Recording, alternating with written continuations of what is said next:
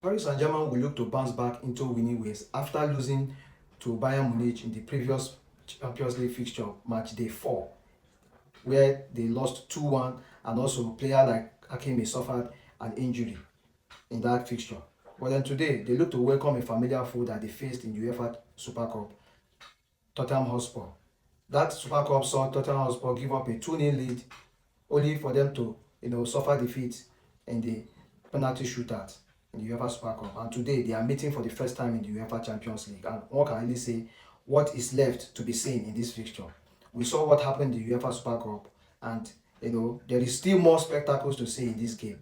This Tottenham Hotspur team, after suffering a 4-1 defeat at the Emirates, will look to shrug off and continue from where they stop. Thomas Frank men will look to pick up from the pieces left behind, and of course you can say that they have so many injury concerns. They've been without Kulusevski, they've been without James Madison, they've been without Dragozin, they will be without Matisse Stel, they will be without Brennan Johnson, and there's a lot. Dominic Solanke and the rest. There's a lot to see in this Tottenham Hotspur team if they are back into full match fitness.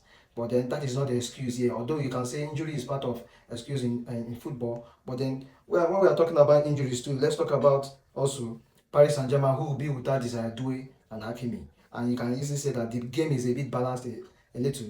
But then the only thing is left is for us to see the spectacle when these two teams were coming to the game. Paris Saint-Germain are currently with 9-point tally in the UEFA Champions League, and should they win this one, they will move to top of the pile, back to where they belong previously before losing to Bayern Munich. And also very good start for Tottenham Hotspur, who haven't done bad for themselves. They have racked up 8 points this season, and a win here will look to move them to top 4 in the UEFA Champions League ranking, and it's a very powerful one.